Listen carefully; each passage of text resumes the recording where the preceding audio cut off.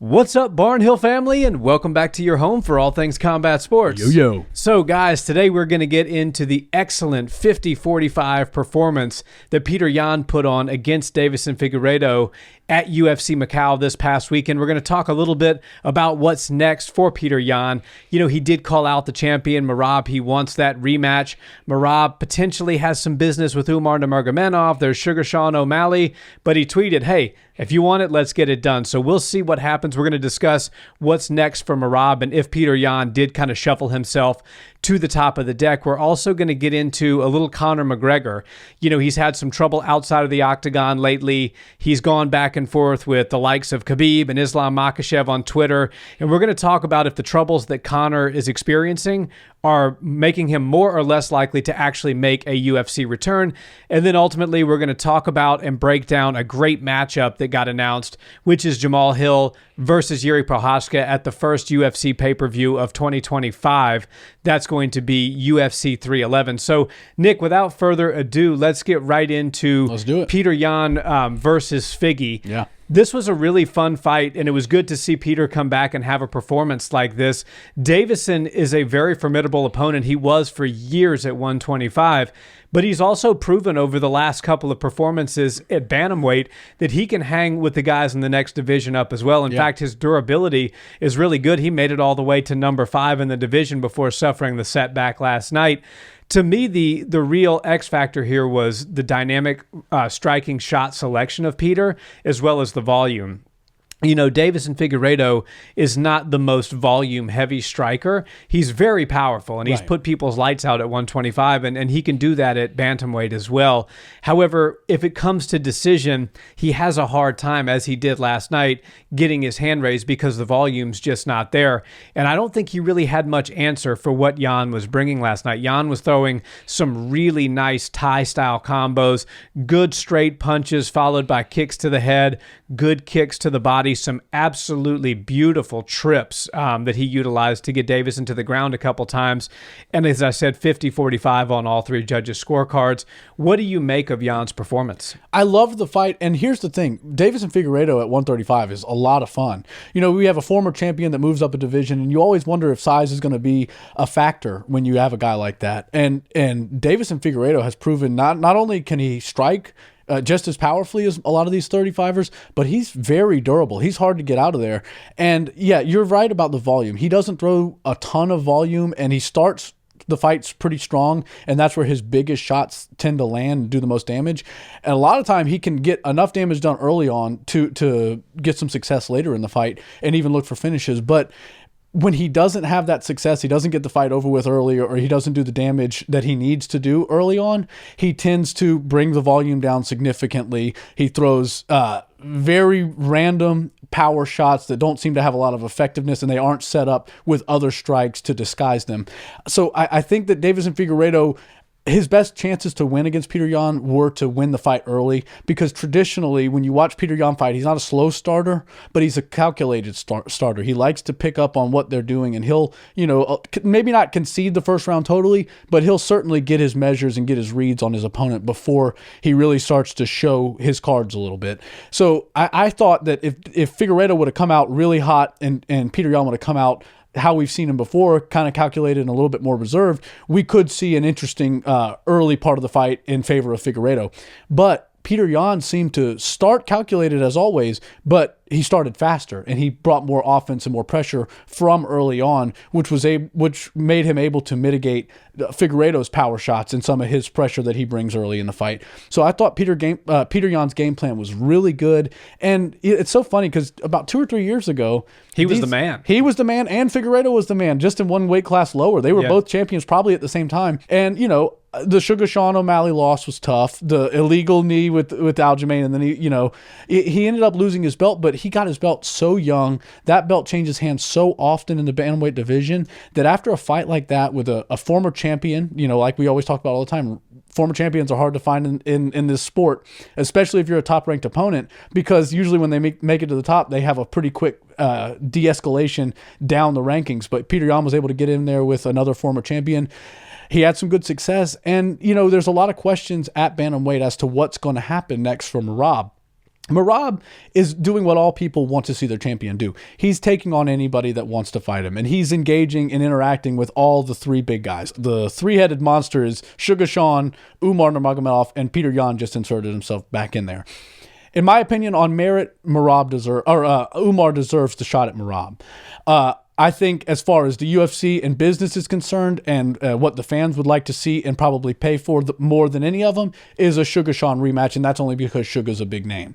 And then Petr Yan's probably the third likely to get the next title shot. So in my opinion, Merab Dvalishvili isn't going to just lose to Umar Nurmagomedov. I think that's a very winnable fight for both guys. It's a tougher fight than Petr Yan or Sugar for Merab, but it's the right thing to do, and Merab is not scared of anybody. So I think he should fight Umar next, and then maybe even on the same card, since everybody seems to be pretty healthy right now and looking forward to 2025, maybe put Sugar Sean and Petr Yan in for a rematch as the co-main event for the title fight. And we have basically a 4-man tournament, see how it all shakes out. A lot of people thought the Sugar Sean Petr Yan fight was controversial. The decision was up in the air. Nobody really knew who exactly won. A lot of people thought Petr won. So I'd like to see them maybe run that one back again. And then obviously whoever wins that fight gets the winner of Umar versus Merab. But yeah, Petr Yan looked as good as he's ever looked. And to say that about a former champion speaks volumes to how he's, handling his career post-championship. Yeah, and he's one of those rare people. He's almost like a Max Holloway in the sense that he became a champion at a very young age. I think he was 27 or 28 years old when he actually became the undisputed champion. Yeah. And so I think he's just around 29, 30 years old now. Yeah. So he still has a lot of tread left on the tires. And putting on performances like he did against a former champion in Figgy last night really shows that Petr Yan's best days may still be in front of him. For sure. The issue that he has is it's really hard to get the belt at 135 right now when you have Merab Dvalishvili and you have Umar Nurmagomedov. Yeah. Now, him and Merab put on a really good fight. And if you look at the resume of people that Peter's fought and Peter's beaten, I would make the argument that it's actually a better resume than Umar's resume. Yeah. Now, how much of that can you blame on Umar? Not much. A lot of people don't want to fight him. So he ends up fighting a debuter in Bekzat Almakhan, and it's going to turn out that Bekzat is quite a good fighter, as you're going to see down the road. That was actually not as easy as it may have appeared. So I think, though, if you look at the merit, Peter's actually more deserving than Umar, but the fight has kind of been discussed by the UFC. Yeah. Dana White says that Umar's next. It looks like we have that date in March right before Ramadan because we know that Umar is going to take off after that and take a month and do Ramadan and before he even thinks about getting back to training and fighting again. So that seems to me like the dates and the matchups and all are kind of roughly made, and the UFC is not going to let us know 4 months out exactly what the fight's going to be, but I have a feeling that UFC 313 on March the 8th, I believe it is going to be Umar versus Merab for the belt. Nice. But Peter really did make an interesting case for himself last night, and then there's always Sugar Sean. But Sean just lost, and it wasn't nearly as convincing or close of a fight as I think even Peter had with Merab. Right. So I really like your suggestion of let's do a 4-man tournament on March the 8th, and let's settle this to see who's going to fight next. Let's see who's fighting now for the belt, and then who's fighting next for the belt. And I think you do Sean O'Malley versus Yan. If Sean really did beat him the first time, he should be able to beat him again. So let Peter have that chance to run it back, and then let Umar fight Merab, which is going to be a really high-level fight, which is honestly the highest skill level of a title fight that I think the UFC might be able to put together. Certainly in the grappling realm. Yeah, when you look at these guys and just all the different ways that fight could go, that one is so interesting to me. But the funny thing about Petr Yan is every time I see him fight and win, it immediately makes me want to see him get his rematches against the people he lost to. Aljamain Sterling, Sean O'Malley, Merab Dvalishvili.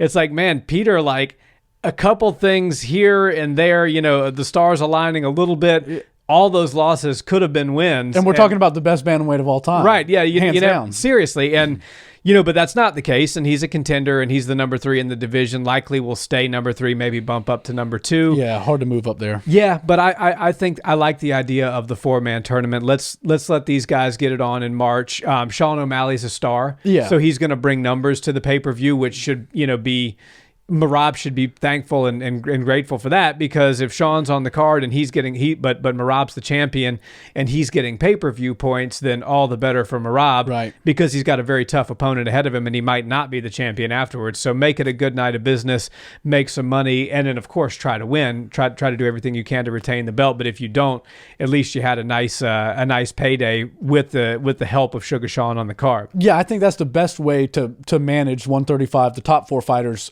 for 2025. You got to do this tournament. You got to have, I think Petr Yan and Sugar should fight. And there's good incentive for both guys. Sugar already beat him, right? But Petr Yan feels like he won. So both of them want to get back in there and really settle this score. And if you're either guy with both of those different mentalities, you feel like you can go out there and do the same thing again. And I guess if the judges aren't going to screw you, then Petr Yan feels pretty good about his chances. And Sugar Sean feels like he outright won the fight. So he probably likes his chances. And to me, it just seems like the right move. I don't want to see a young guy like Sugar Sean just hold out and wait for a title. Sure, he could do that, and by late 2025, we could see him just, maybe wait for Merab to defend against Umar, and then wait to defend against Yan, and then see who has the belt, and then just insert himself.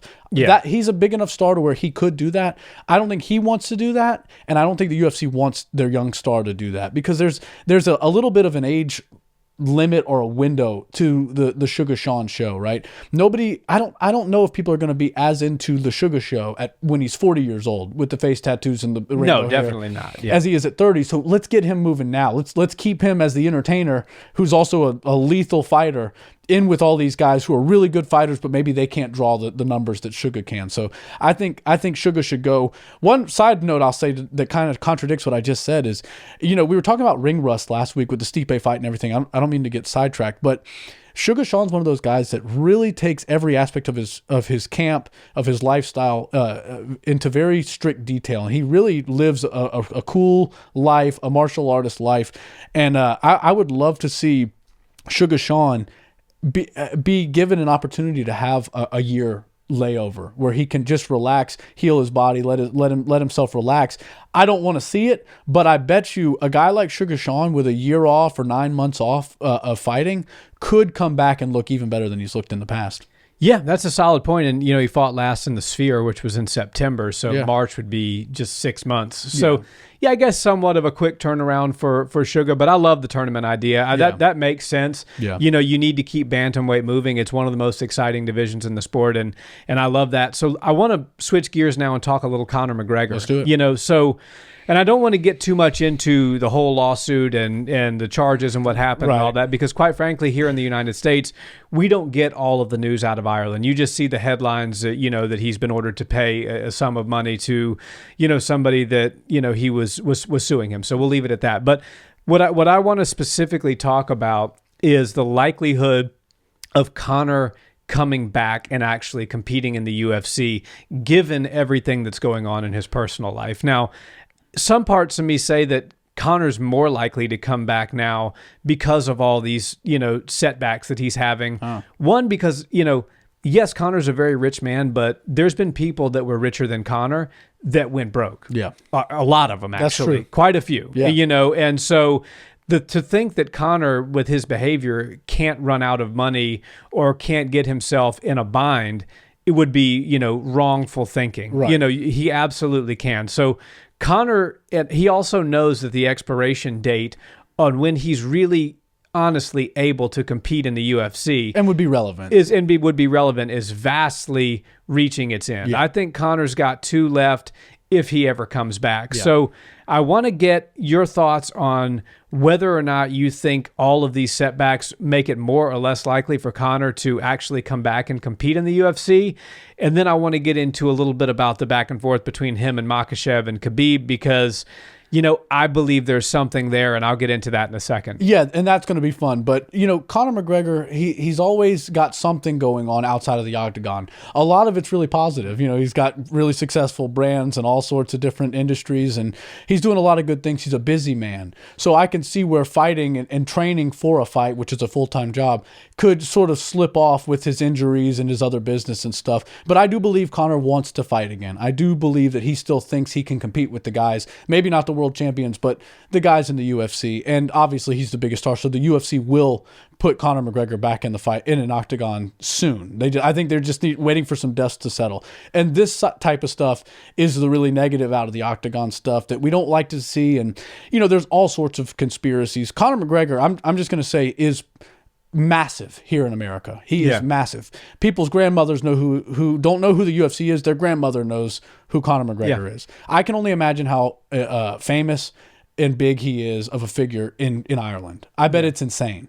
And people have sort of hinted at the fact that he might want to get into politics. And there's some people that are saying that these are, allegations and things like that. And I don't know anything about them, so I'm not going to say whether they're false or true or whatever. I'm going to let the judges in the courts over there decide all of that. That's not what we do on this channel. Right. Yeah. But, we could see a potential time in our lives where a guy like Conor McGregor becomes a politician.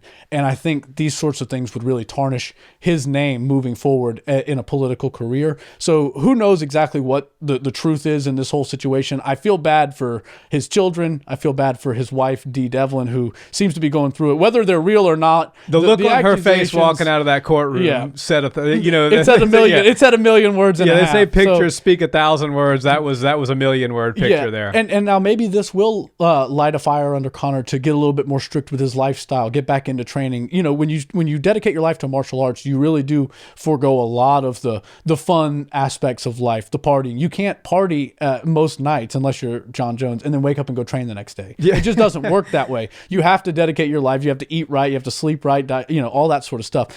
And I think Conor McGregor, with this sort of stuff, he does seem to get out of the limelight every now and again and sort of hunker down. I think maybe we'll see him do that and get himself ready for a fight in 2025. And then when you talk about what's next for him, I think we were talking about it. Michael Chandler should still get the opportunity. He went out and fought. He gave a very entertaining fight with Charles Oliveira. And I don't think he should be robbed of the Conor McGregor fight. I still think it's the best fight they can make for Conor McGregor at 155. I like it better than the Dan the Hangman Hooker one.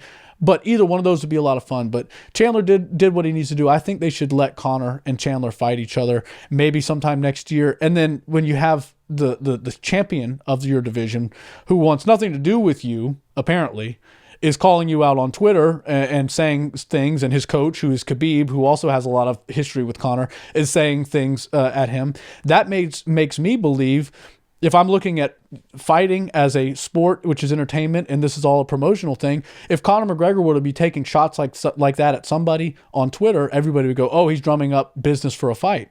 I don't know if Khabib and Islam are drumming up business for a fight with Conor, but I will tell you this. They wouldn't turn down a fight with Conor because they know that's an easy win for them.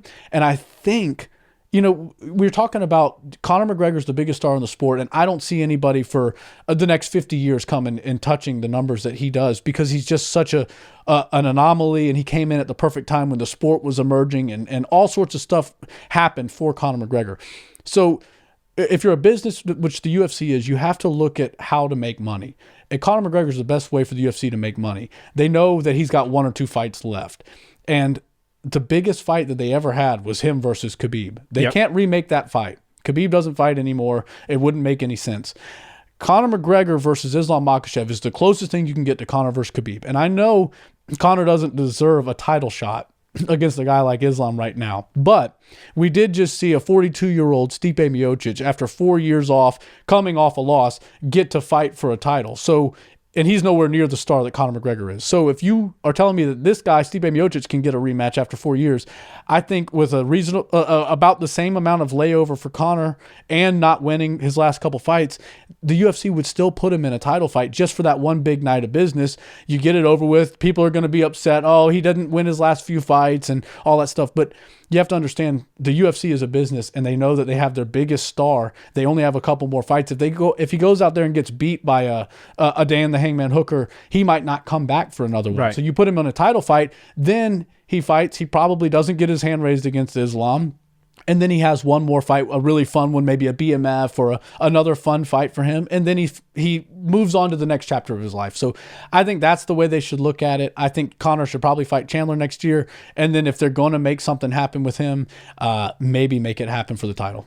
Yeah, don't think for 1 second that the UFC won't make Islam Makhachev versus Conor McGregor if Conor can come back and get a win. So let's look at the real numbers, because we talk about Conor being the biggest star in the sport's history. Right. And that is undeniable. He is absolutely that. But his biggest night of business by far was him versus Khabib. Right. The rivalry there is still live. And if the tweets over the past couple of days haven't told that story, then you probably just haven't been paying attention. Right. Khabib versus Conor did 2.4 million pay-per-view buys. The number 2 night of business in the entirety of the UFC's history is Diaz versus McGregor 2. And that was at 1.6 million pay-per-view buys. So I want to context this a little bit. That's an 800,000 pay-per-view buy difference. And which is huge. Yeah. And Nate Diaz is a big star. Right. And so Conor McGregor is the common denominator on both of those fights. Right. Now, an average night of business for a UFC pay-per-view might be 300,000 or 400,000 pay-per-view buys. For instance, Sugar Sean versus Aljo was 350. There you go. So we're talking about double the average of a normal UFC card, just in the difference between Conor's number 1 and Conor's number 2. Right. And what's the differentiator? The opponent. It was Khabib. I say all that to say that Conor McGregor versus Islam Makhachev is the biggest fight that the UFC could make with who they currently have on their roster. I agree. Now, we can get into whether or not it's fair. And he doesn't deserve it. I'm a purist. Conor McGregor in no way, shape, or form deserves to fight Islam Makhachev. Right. But when has that ever made any difference to anybody? Ask Tom Aspinall how deserving Stipe Miocic was. Khalil Roundtree, love Khalil. No disrespect to Khalil, but he was like number 8 or number 9 when he was given the opportunity to fight Pereira. We've got a freaking guy making his debut in the UFC, at 125, fighting for a belt at 125 in a couple of weeks. I mean, to think that the UFC won't make a matchup because somebody hasn't earned it on merit would be an incorrect line of thinking. Right. Conor versus... Now, what I think they're going to do is they're going to let him come back and fight Michael Chandler, maybe a Tony Ferguson, whatever. And then Islam Makhachev is going to handle his business, potentially handle his business with Arman Sarukian. He's the favorite there. Most people think he's going to win. Yep. Charles would probably be next after that. If he beats Charles again, like, who's next? Right. Seriously, like at 155, who's next? Because without a move up to 170, there's nobody. I mean, what are you going to see if Matus Gamrot can get back on a winning streak? You're going to see if maybe Justin Gaethje can string a couple wins together, or Paddy Pimblett. Yeah, there's nothing left for Islam at 155. And if Shavkat or Bilal is the champion at 170, we'll see what his appetite is for that. But the UFC, time and time again, has made big stars off of exiting megastars. Yep. And Islam right now is a big star. He's not a megastar. Right. Islam Makhachev would walk through Conor McGregor. Easily. It would be a 2+ million pay-per-view night of business. Conor would make a ton of money. Islam would make a ton of money. The organization would make a ton of money. And most importantly, you would have a budding star just finishing the biggest star in your sport's history and sending him packing on his way to doing whatever it is that he's going to do next. Right. So don't think for a second that is not a possibility. Oh, I definitely think that could happen. Now, we have to, of course, get Conor in a fight camp, get him booked with a fighter, and get him in the octagon one more time before we see that happen. But I agree with you. It could happen. We've seen crazier things happen, and none of the people that you named, from the debuting flyweight to Stipe, Khalil Roundtree, none of them have done anything close, even combined, to what Conor McGregor has done for the UFC, for mixed martial arts, for combat sports in general. So Conor McGregor, obviously has fallen on tough times lately as far as his fighting goes. But I certainly think if he's got a couple more left, we might as well make him the most ridiculous, extravagant fights ever, because, Conor McGregor's not going to go out on bottom. You're not going to see him fighting on a co-main event. You're not going to see him fighting on a feature bout. He's fighting 1 or 2 more times in main event slots, and that's it. Yep. And if that means you got to put a title on the line because he's the biggest star, he's probably not going to win the title. What are you going to put? He can't make 45. He wouldn't win that belt anyways, probably. He can make 55. He's not going to win that belt. He's damn sure not going to win the belt at 170. So just put him in there. If you don't like him, then you're going to love to see him get beat. If you do like him, then it's one more shot at the belt for Conor McGregor before he sets off on his next adventure. Yeah, it's going to be interesting. It's the only fight that has any chance of doing more than 2 million pay-per-view buys given the UFC's current roster. Right. Well, and you look at the current roster. Let's talk about 5 years from now. There's not going to be John Jones. There's not going to be Alex Pereira, probably. Not going to be Israel Adesanya. No Conor. No Conor. No Volkanovski. No Volkanovski, probably. No Dustin Poirier. No Gaethje, probably. No Covington. Max Holloway will still be around. Max will probably still be around, yeah. There's a couple of guys, but man, we're not going to see all these guys. So the UFC really does have to rely on this next stable of fighters to become the budding stars of the future, because in 5 years, we don't have any of these guys anymore. A lot of these big stars are in their mid to late 30s, and they're kind of on their last on the last chapter of their fighting career. So yeah, the UFC definitely needs that. If it comes a time where they need to really put the business first and make a bunch of money, they're going to insert Conor in a title fight. Yeah, I could definitely see it happening. Yeah. I want to finish up today on a really exciting fight that got announced. Let's do it. Both of these guys have something in common, and that was that they were both knocked out by Alex Pereira in their last fight. Brutally. We got Jamahal Hill versus Jiří Procházka. Yeah. Still a great fight. I like both of these guys, man. I'm a big fan. I think Jamahal Hill gets a lot of undue hate, if I'm being honest. Well, real quick, not to cut you off, he was the Derek Lewis 2.0 of Instagram for a while. When he came on the scene, he got his belt quickly. People are like, hey, you got to watch Jamal's Instagram. It's like Derek Lewis, but it's wild. And now, he's kind of let his frustrations be known a little bit about his fight with Alex Pereira and the fact that he's not a champion anymore. And people are really quick to turn on him. They're like, oh, he's the most unlikable fighter in the UFC. Now I'm like, this guy was everybody's favorite not that long ago. Yeah. So I think Jamahal still deserves a lot of credit. And look, if we're talking about a fight, this is a good fight for Jamahal Hill. This is going to be a banger.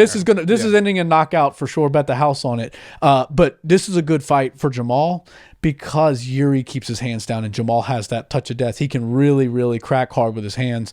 And Jiří just is so susceptible to getting hit with big shots. And it's not just because his opponents throw heavy hands, but it's because he moves so much in all these directions that when they throw something and he happens to meet it, it does twice the damage and he's half to blame for it. Yeah.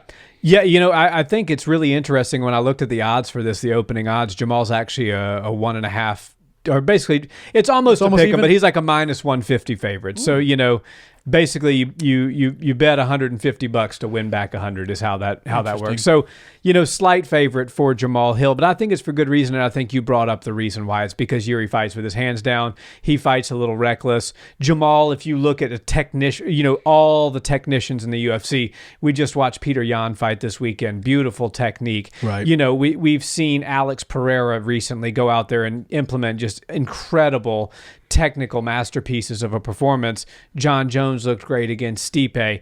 But Jamahal Hill is a guy who knows how to win fights. He's only lost a handful of fights, and they were to really good fighters. Yep. So, yes, he's not the most technical in the world, but he can crack. Yep. And he's very game.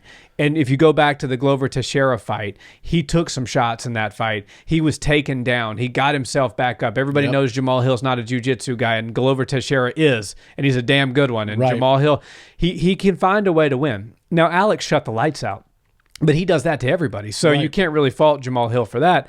So I think this is a really favorable matchup for Hill, and I might be tipping my hand as to which way my prediction is going to go. Certainly, Jiří can win the fight.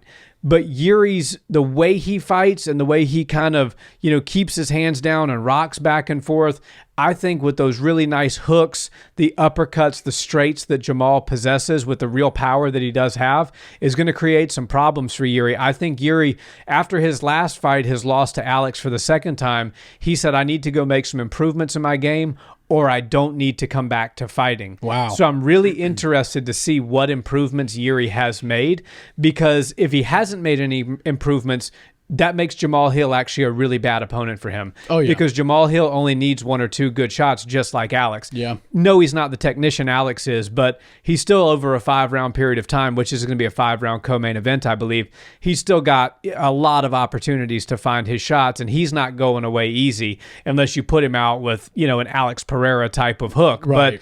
But Jiří does have that power too, but to me, this fight is really going to come down to what improvements has Jiří made since he promised us that he was going to show us some improvements. Yeah. Because I think you're going to kind of get the same Jamahal that you always get. He's going to show up, pop his mouthpiece in, bite down on it, and start scrapping. So if Jiří has made some technical improvements, then we could see it be a tough night for Jamahal. If he comes out there with his hands down and reckless, I think he's going to sleep. Yeah, and I think we could see that out of Jiří. Now, both of them were knocked out in their last fight, so I'm eager to see if either one or both of them come out gun-shy and a little bit more timid in the first round before they get hit a little bit and they feel it and they remember they do have durability, and maybe that one shot off Alex Pereira, that's not going to define their career. That's not going to define their chin. Getting knocked out by Alex doesn't mean you're not durable, by the way. Right. It just means you got knocked out by Alex. Exactly. So, so I think that both guys have the ability to showcase some different skills. Now, if I'm in Jiří's corner, I'm telling him we need to take this fight to the ground, but the way we need to do it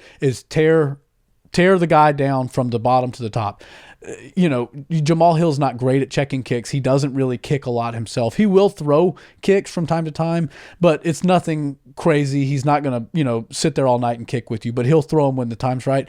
Jiří can throw really good kicks, and he does do a lot of damage with his low kicks. So I think if Jiří wants to get his hand raised in this fight, he does have to start to chop down the legs early of Jamahal Hill to bring some of that speed and ability to move out of Jamal's legs, so Jamahal becomes a little bit more of a stationary target. Jamahal, if he comes in timid, I'm worried because his chin does get a little bit high. But if he doesn't and he's able to stay pretty tight, he's going to find his shots on Jiří. Yeah. And that's why Jiří, again, needs to take this fight to the ground. If he's able to kick a little bit, engage in the striking a little bit, just enough to take Jamahal Hill to the ground, I think he finds a pretty easy submission. But Jamahal Hill, like I said, he hits so hard. And if Jiří's out there moving the way he was moving and he's not cautious or timid at all from his last knockout, which I kind of believe that's not going to be the case. He's going to go out there. Jiří's going to Jiří. Jiří's going to Jiří every single time. I think Jamahal will be a little bit more poised and timid at the beginning of the fight. Still think it's going to end in a knockout. But if it ends in a knockout, it's going Jamal's way. And if it ends in a submission, it's going Jiří's way. But at 205, I guess we're not really doing predictions right now. This fight's still a month away. I'm getting all excited, but okay. So I can see the wheels turning in your brain. You're not on the hot seat to make a prediction. No, so I won't make a prediction, but I think there's ways to win. Take the fight to the ground for Jiří and do some damage on all aspects of Jamal's body, head, body, and legs. And then for Jamahal, if I'm in his corner, I'm saying we need to work this boxing. We need to get crisp on getting on the inside, tear the body up. Don't worry about kicking so much. Focus on checking your kicks and then beating the kicks with your own combinations. That's how Jamahal gets his hand raised in these fights. Sometimes it doesn't look pretty, but he gets the job done, so it's effective. And that's a fun fight. Absolutely. Well, guys, I think that's a perfect place to leave it for today. Yep. Happy Thanksgiving to all of you that celebrate. We are looking forward to having Thanksgiving with the family. And then, of course, next Sunday, we're going to be right back here in the studio producing some content to drop to you on Monday. That's right. Check out the Discord. Drop a like on this video and hit subscribe if you haven't already. Have a wonderful week, and we'll see you next time. Peace.